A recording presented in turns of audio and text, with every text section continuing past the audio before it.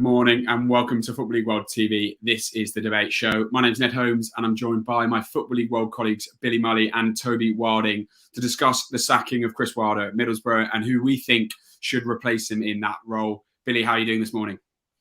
Yeah, doing well, thank you. Another show, another managerial sacking. It seems a common theme at the moment, but yeah, I'm looking forward to getting stuck in with this one. Yeah, absolutely. Seems almost half the managers in the division have gone now. I think it's Michael Appleton, who only joined in the summer, now the 13th longest serving manager. So that tells you just how quickly things are moving. Toby, how are you doing this morning? Yeah, good, thanks. As you say, it's always fun to try and keep up with all the managerial changes in the Championship. It's certainly given us plenty to talk about, and this one in particular feels like a bit of a standout. So yeah, going to be good to run the rule over this a bit more. Yeah, absolutely. Potentially, arguably, as Toby says, that's probably the biggest name sacking in the EFL this season. But before we get our teeth stuck into it, just a reminder, please do like and share this video. Subscribe to Football League World TV on YouTube if you haven't already. And of course, let us know your thoughts in the comments. Borough fans, EFL fans, what do you make of the sacking of Chris Wilder? And who do you think the Teessiders should bring in as his replacement?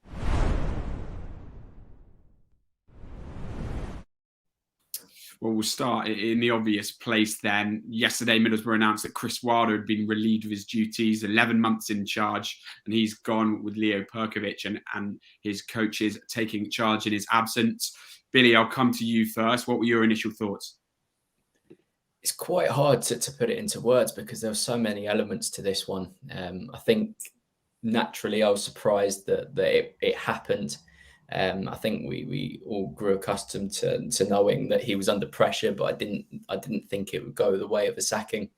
I expected things to improve week on week. I think we were just speaking off air. The majority, well, at least two of the three of us here had Middlesbrough to do very well this season. Still, of course, scope for that to happen, but the results haven't quite gone their way. Performances haven't really gone on that way as well, especially the upward trajectory they were seemingly on last year.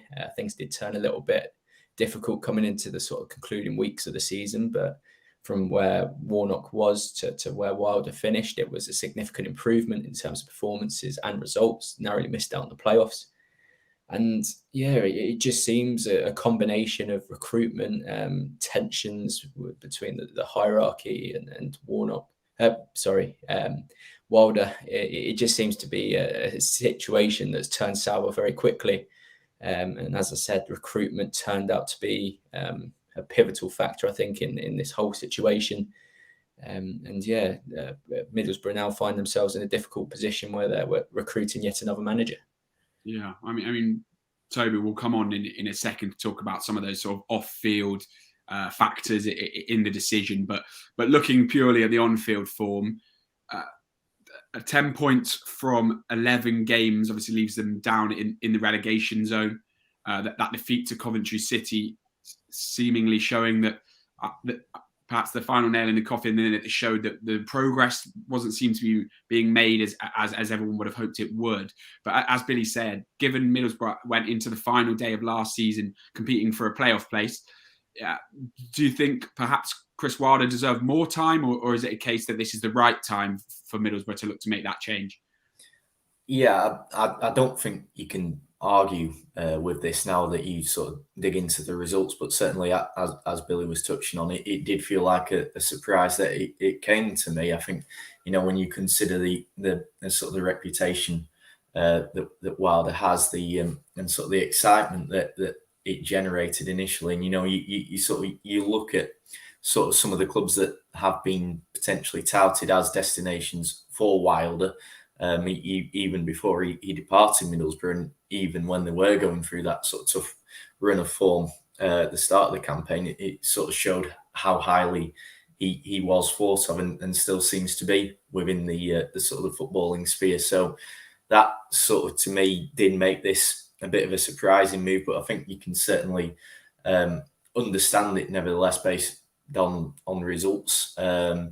Certainly when you consider the investment that was made in that Middlesbrough squad this season, okay, it might not have been everything that Wilder needed, and it might not have necessarily been all the players that he in particular wanted. as I think we will be touching on shortly. But when you look at some of those who were coming in, it did feel like they were bringing in, sort of those statement signings that you expected to really push them on and be that extra little bit that they needed to get over the line into the top six this season. And obviously that's not happened. And that is going to sort of incentivize the desire for a change that perhaps comes at a time where there is still more than enough games left in the season for Borough to turn that round and break into the playoffs. And I think as well that result, as you say, on Saturday away at Coventry, that obviously being Coventry's first league win of what is albeit a shortened season for them, perhaps sort of highlights how far off where Middlesbrough should be at the minute. And so perhaps in that sense, it is a bit more understandable that they have made that decision based purely on sort of results on the pitch, even though it does seem as though it may well have been the case that there were factors other than that have played a part in this change. Yeah, you do think, given that, the really busy schedule we've got ahead in the next 6 weeks ahead of that World Cup break, that the decision now makes sense. That they're going to be able to give a new coach enough time and the games necessary to turn things around. And it is worth sort of reminding ourselves just how congested it is. And, a couple wins for Middlesbrough under a new coach, and we could be talking, or we'll likely be talking about a team that's near the top six, if not in it. Billy, things have seemed a little off at Middlesbrough. I think it's fair to say through the early weeks of the season, we'd heard at Football League One a few times about, a disconnect between Wilder and Steve Gibson, that it was no surprise that this decision had been made because of the relationship between the two. There's been a lot of talk about Wilder not getting the final say on transfers. We're not sure about that. But even when Alex Neil, even when the Stoke job became available, there was talk that Wilder might be open to that, given that breakdown in relationship. There's also been criticism of Chris Wilder not sort of shutting down speculation quickly enough, not necessarily with the links to Bournemouth, but certainly last season with those links to Burnley. How big a factor do you see that those off-field issues and perhaps that tension at the club playing in this sacking, Billy? Yeah, I think all these off-field issues have played a major part. Of course, we speak about the results, and football is a results-based industry, but when the feeling of a club has taken a hit like it has given these off the field issues, I think, of course, it has played a big part. And I think, as we said, Football League World have heard there's been various other reports that Wilder and Gibson didn't have the best of relationships coming into sort of the ending of his time at Middlesbrough. But also, I think it goes a lot further than that. I think that there was sort of initial tensions around recruitment in terms of the money generated from Tavernier and from Jed Spence and where that money went. And I think there's a feeling within the Middlesbrough camp that some of it was regenerated to an extent that Wilder should have done better, but admittedly probably not the funds that Wilder would have wanted to address the areas he thought needed addressing so that they could mount at least a push for the playoffs again. But again, these sort of tensions are never good within a football club. Wilder wanted to do his business early, and that was something that couldn't really happen with sort of Tavernier's departure. It was a long departure in the end, given the amount of time it took to complete from the initial speculation. And I think that fact of Wilder being linked and heavily linked with these Premier League jobs that are surfaced, I think within the Middlesbrough fan base, it lost him a lot of trust. The fact that he must have been speaking to these clubs on a regular basis to keep in line with the betting odds, to keep in line with these reports. I think it's speculation, but it does seem that he was in conversation with these jobs. So yeah, I think these factors have all played a real big part in losing trust and losing the grip he had at the club, because when he first arrived, of course, everything went swimmingly, results, performances, everything was coming together. And since then, Wilder is ambitious, and I think that's probably played a part in a falling out. Wilder is ambitious. He would have wanted to improve that squad. He would have wanted to get better, probably without the means of what Gibson and Middlesbrough could do at the higher end of the hierarchy. But yeah, now Middlesbrough find themselves in a situation where they need somebody to come in. I guess not change too many things in terms of the playing style, but I'm sure we'll come onto that in a little bit. But ultimately, it does make sense that this decision has come maybe a little bit earlier than most would have expected, but one that's definitely understandable.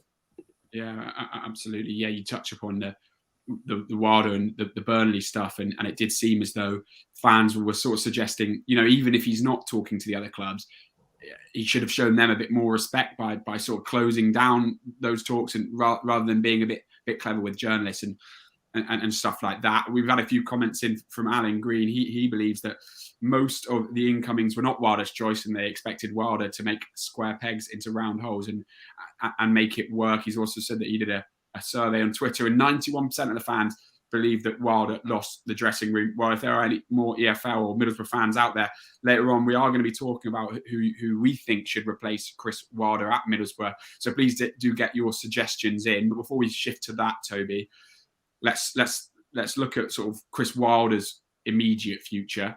Strongly linked with that Bournemouth job, of course. Potentially a job coming up at Nottingham Forest soon, given the situation with Steve Cooper first. He was obviously, as you said, there was a huge amount of excitement, and up until about 3 months ago, he was probably considered one of, if not the best coach in the Championship or available to Championship teams. What do you think's next for him? I can't see him being out of work for long. Whether that is at the same sort of caliber of club and club with the sort of ambition he has been going into at the minute, may be a different matter in my opinion. I think it's sort of worth noting, isn't it, that sort of last season at Sheffield United, as disastrous as it was, didn't seem to do a great deal of damage to Wilder's reputation as a whole. And obviously there were certainly sort of mitigating factors in that. I think the absence of crowds that season was an absolute massive one when you consider how big Sheffield United's home form has been at Bramall Lane. But even so, when you compare that to what he had done there just the season before, you do feel as though that was a significant underperformance. So for that to then have been sort of followed on by what's happened at Middlesbrough in the sort of the past couple of months, I do sort of wonder whether eventually clubs are going to start, sort of taking that into account when looking at Wilder as a potential option for certain jobs, and whether that means he may have to sort of perhaps reassess his own ambitions a bit, because the fact that he's sort of not being able to make that work with a Sheffield United side who were in such a strong position, and then again a Middlesbrough team here who many expected to challenge for promotion, is surely going to sort of have to have an impact on his own profile, his own standing. That being said, I do still think he's a very strong option for a lot of clubs at Championship level, and as we sort of touched on right at the top of the show, with the sort of the turnover we've already seen in managers in the Championship this season, it would be no surprise to see another job become available sooner rather than later, where it is a club who are, sort of in that position where they would still be more than happy to take someone with Wilder's sort of credentials. I mean, you maybe look at say a West Bromwich Albion, Steve Bruce, that really has not gone at all to plan there, and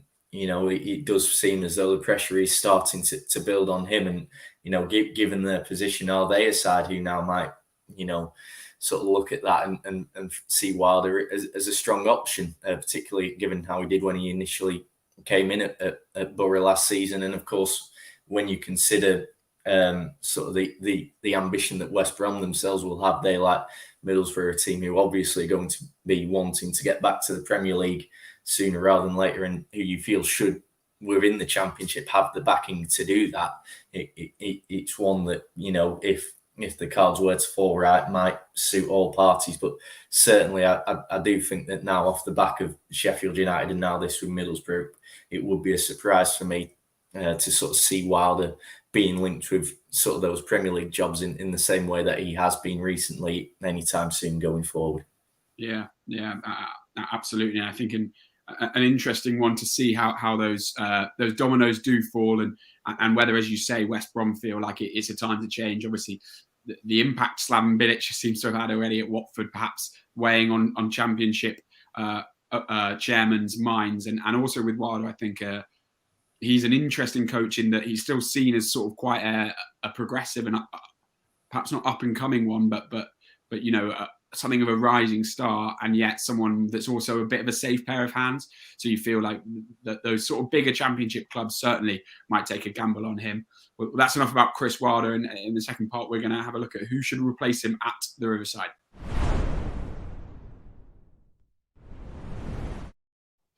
Plenty of contenders then, but Billy, before we get onto them name by name, how important is it here that Middlesbrough get this hire right? That they've perhaps flown under the radar a little bit in terms of a club, bringing in and firing managers quickly. But whoever's appointed will be their seventh new manager, well, the seventh permanent manager to be in charge of the club since 2017. And I look at those names: Aitor Karanka, Gary Monk, Tony Pulis, Jonathan Woodgate, Neil Warnock and Chris Wilder. Does suggest they've sort of shifted things up a bit in terms of the type of coach they've brought in.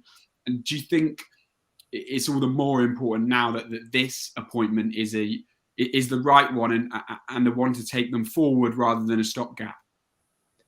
Yeah, I think it's massively important now. Growing somewhat of a reputation, as you mentioned there, the amount of managers in that short period of time, the fact that they're also different kind of managers with different philosophies and different stages of their managerial career makes it difficult to really highlight what Middlesbrough need next. But I guess everybody does have their own opinion of what will be best for Middlesbrough. That's the hierarchy included.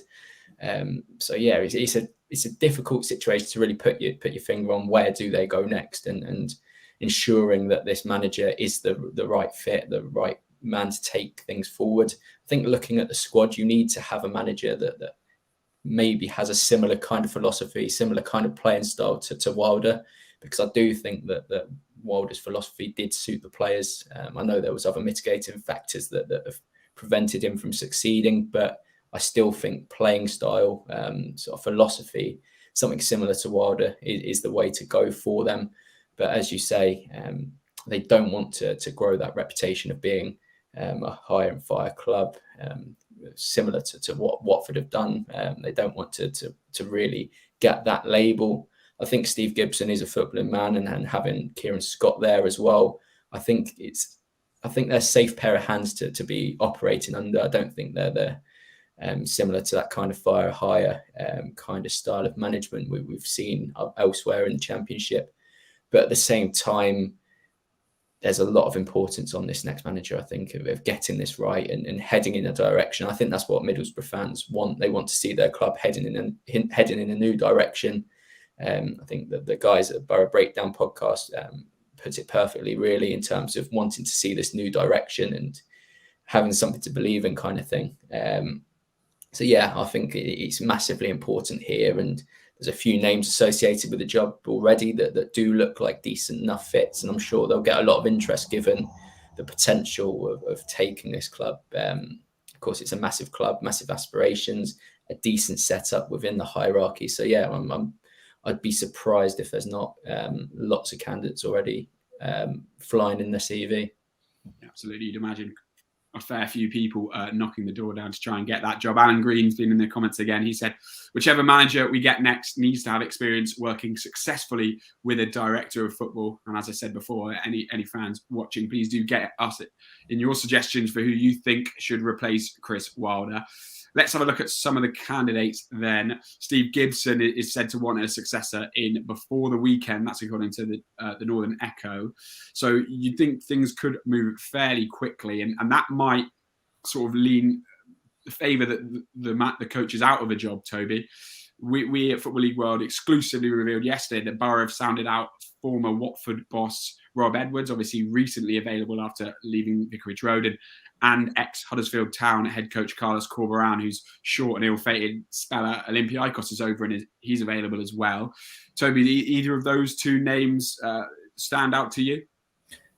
Corberan, of those two, would certainly be the one that I would be edging towards, in all honesty, if I was a Middlesbrough fan. I think obviously it didn't work out for him at Olympiacos, but you sort of look back to what he did at Huddersfield last season. I don't think anyone really saw that coming after the season they'd had the year before, and then the transfer window that they had in the summer leading up to the start of the season. It sort of all looked sort of set up for it to be a really sort of difficult season for Corberan at Huddersfield, and then he almost worked absolute wonders in terms of getting them all the way to the Premier League. Obviously, only that playoff final, somewhat controversial one, that cost them that place back in the top flight. So the fact that he was sort of able to do that with a side that had been struggling and that perhaps,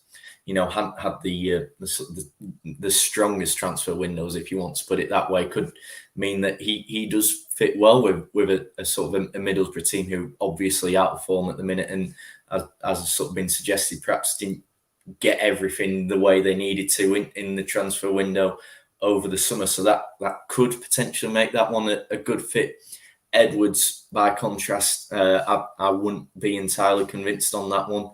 In all honesty, I think, obviously, I don't think anyone can argue with the suggestion that it was a very quick sacking and a very surprising one from Watford. But at the same time, it does feel like they were underachieving with him, given sort of the performances they've produced at the start of the season and the expectations there will have been on them. I mean, I watched Watford at Ewood Park, and I think it was his penultimate game in charge, and Blackburn absolutely dominated them. So there would be concerns there, I think, as well. The fact that even you sort of look back to him at Forest Green last season, it was almost a bit of a stumble over the line to League Two promotion and the title. So I just think that Edwards would be a much riskier appointment than Corberan if, as you say, it was to be, sort of coming between those out of work potential candidates who might be able to come into the Riverside Stadium quickly. Yeah, you do feel Edwards, out of the two of them, appointing him as highly rated as he is would be sort of an acceptance that it's going to be a waiting game for success at Middlesbrough rather than someone to look to turn things around this season. Billy, let's talk about a few of the candidates in a job then. We understand that the Borough are big fans, well, that they're admirers of Coventry City's Mark Robins. Obviously got a close look at him on the weekend. And the Northern Echo's reported that Gary O'Neill, caretaker boss at Bournemouth, of course, is said to be a front runner. Either of those two high on your list? Yeah, Mark Robins. He'd be second on my list. Again, I've been very, very impressed with his story. He's been able to take Coventry from League Two to very competitive in the Championship. I know points tally this season doesn't suggest that, but performances, especially over the last sort of 3 or 4 weeks, have been back to their sort of usual standard. Sort of overseeing the development of some young sort of stars coming through. Gyökeres has been excellent under his stewardship. Callum O'Hare, Gus Hamer as well. Michael Rose has also done very well in that time. So I do get that. I think stylistically as well, it matches. I think that Robin, I think it'd take a lot to prize Robins away from Coventry, because I still think it's an exciting project there. I know we're seeing Coventry in around sort of relegation zone at the moment, but that to me is a very false position, and we can see another potentially strong season from the Sky Blues this season. Gary O'Neill is one to me that I wouldn't go for. More to do with uncertainty in a managerial position. It's a bit more of an unknown entity, but I think I'm probably going against you two here, where I say Edwards, for me, it does make a lot of sense. I think hearing what Borough fans have said already, is their new manager, they want to head in a new direction. I think that's something that can happen under someone like Rob Edwards. I think you can draw a lot of parallels to the current squad that Borough have at their disposal at the moment, to the team that Edwards had at Forest Green. You think of Kane Wilson, flying wing back. You had Cadden, who was very, very creative, a little bit deeper as a wing back, but very, very creative none the least. Defensively as well, they're ball playing centre backs that could step into midfield. Also striker in Jamil Matt, similar to Rodrigo Muniz in the way that they could hold the ball up and provide a quicker, more athletic striker. So I think there's definitely comparisons and similarities that you can make there. And for me, whilst it is a risk, and I fully understand what Toby is saying, given the short stint he's had in the Championship so far and really underperforming in certain games at Watford, I think if the direction is really taken into consideration and Steve Gibson is able to afford time to a manager to get things right, and I think Rob Edwards is one that for me would top my list. Yeah, absolutely. I'd agree with you in the sense that the squad certainly looks like it would fit his style of football and that style that we perhaps didn't get to see really work at Watford, but certainly helped Forest Green secure promotion last season. Toby, I'll come to you with a few more names. Sean Dyche has been ruled out of the race by the Northern Echo, but a few wild cards thrown into the mix. Steve Cooper at Nottingham Forest, has been talk that he would be someone Borough would consider were he to become available. And then Scott Parker, of course, out of a job at Bournemouth, but has taken them up, has taken Fulham up. What do you make of those two names?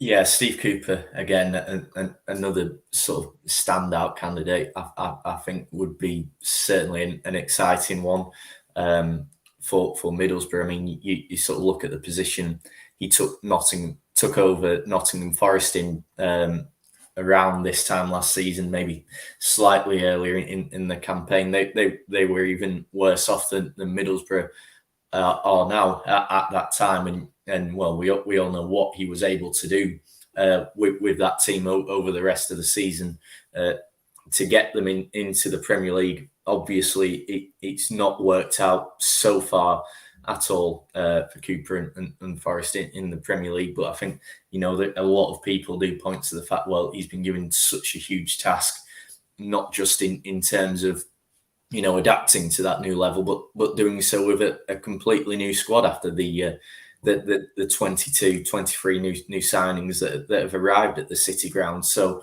I think it would be a bit harsh to level that sort of last 8 games or so in the Premier League against him too much, certainly in comparison to what he did in the Championship last season. So that for me does still suggest that Steve Cooper, if he was to be moved on from Forest, as there seems to be whispers could be in the offing this morning, then I do think that Middlesbrough would be sort of smart to be on that quickly. And I think as well, when you, as we say, the ambition and the size of Middlesbrough, it would sort of match for Cooper and give him that opportunity to sort of, potentially mount another quick push for promotion back to the Premier League.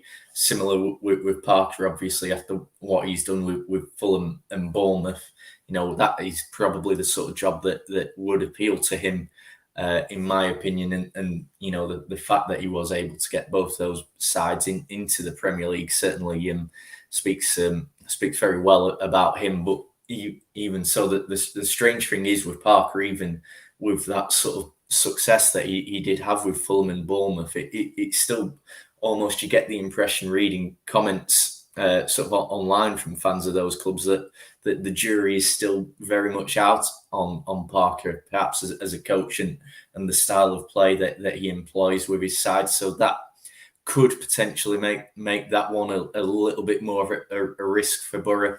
But certainly still, when you think of the ultimate goal is getting to the Premier League, that still means you probably can't rule him out as a useful option to consider. So yeah, Cooper and Parker, Cooper in particular, I think are two that maybe Borough should now be thinking about.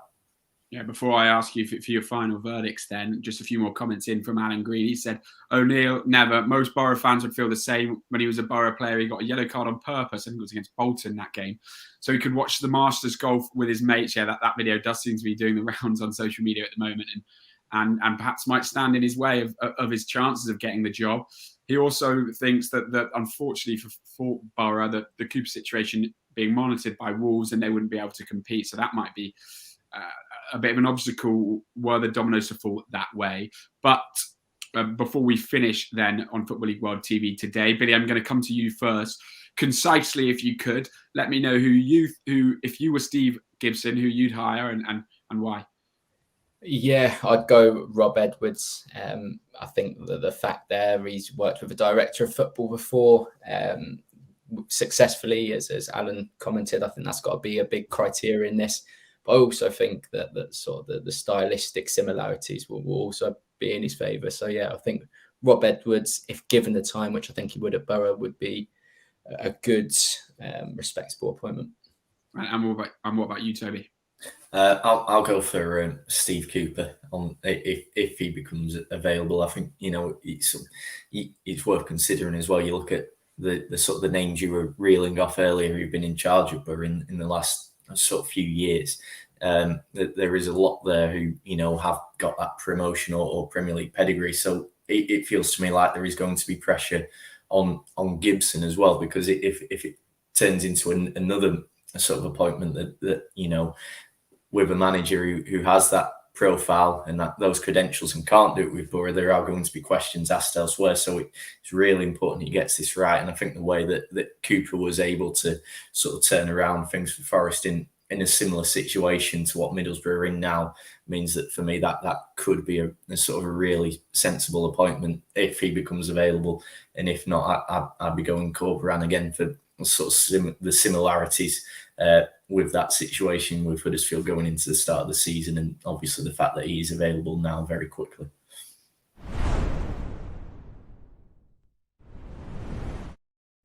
Well, certainly lots to talk about and a very exciting situation to monitor. I'm sure there'll be plenty of twists and turns over the next few days, particularly if it as is reported, Steve Gibson wants to get a permanent replacement in before the weekend. Well, that's everything from myself, Billy and Toby on Football League World TV today, but do look out for more shows across the week. So that just leaves me to say thanks everyone for watching, and thanks Billy and Toby.